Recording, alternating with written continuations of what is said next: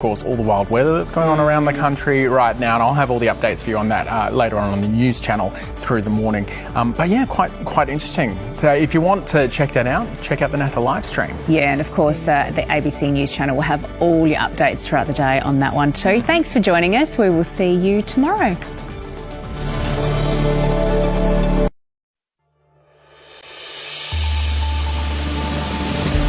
You're with ABC News. It's 9 a.m. Eastern Daylight Time and 6 a.m. in the West. Leading our bulletin this hour, the US is removing some personnel from Middle East military bases as the White House considers its response to Iran's brutal crackdown on protesters. Human rights groups say 2,500 people have been killed. Internet access remains cut off as Iran's top judge promises quick trials for those arrested. First, we'll hear from our Middle East correspondent before we're joined by a former political prisoner and internet freedom advocate for the latest on the unfolding situation. Also ahead, Denmark's foreign minister says fundamental differences remain after discussions with US officials on the future of Greenland. President Trump maintains America needs the Arctic territory, but Denmark and Greenland say they've agreed to disagree. The coalition looks set to vote against Labor's legislative response to the Bondi terror attack. Provisions in the new hate speech laws are now under fire from opposition leader Susan Lee. The federal government has accepted a recommendation to list the Lower River Murray as critically endangered. We'll cross to our reporter in Adelaide for more details a little later this hour. And the latest rental data from Domain has revealed that while growth rates have stalled, prices remain at record highs in every capital city but one.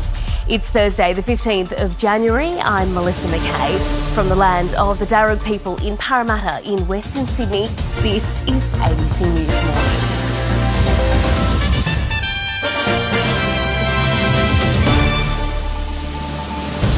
The US has started removing personnel from a Qatar military base as Donald Trump weighs up whether to take action against the Iranian government for its brutal crackdown on protesters.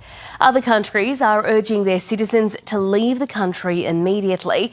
The US president says he's been told the killings have stopped without offering further details. Rights organisations have verified around 2,500 deaths during the anti-government demonstrations. Our Middle East correspondent Matthew Doran reports. Thanks, Nate. That's ABC News for now. There's more on the ABC News app and, of course, anytime on ABC iView. I'm Melissa Mackay, back in a few moments with more on our top stories.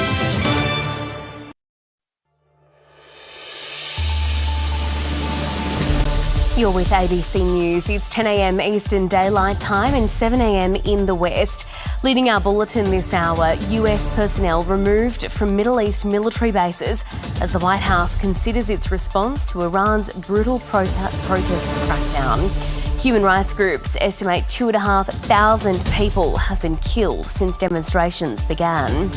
Also ahead, Denmark's foreign minister says fundamental differences remain following discussions with US officials on the future of Greenland.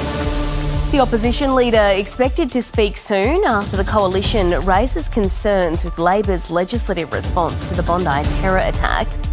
The federal government accepts a recommendation to list the Lower River Murray as critically endangered. And the latest rental data reveals that prices remain at record highs in every capital city but one. It's Thursday, the 15th of January. I'm Melissa Mackay. This is ABC News Mornings.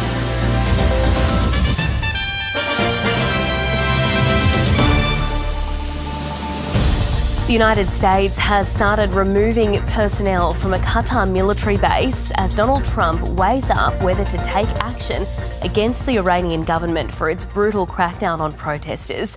Other countries are urging their citizens to leave the country immediately.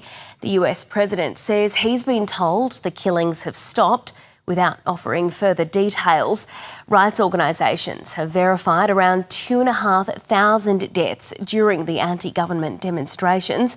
Middle East correspondent Matthew Doran reports. All right, that's where we will leave at that press conference from fire authorities in Victoria for now. That is the latest in ABC News for the moment. There's more on the ABC News app and, of course, anytime on ABC iView. I'm Melissa Mackay. Thanks for your company. Ros Childs will have more on the top stories in just a few moments. Stay with us.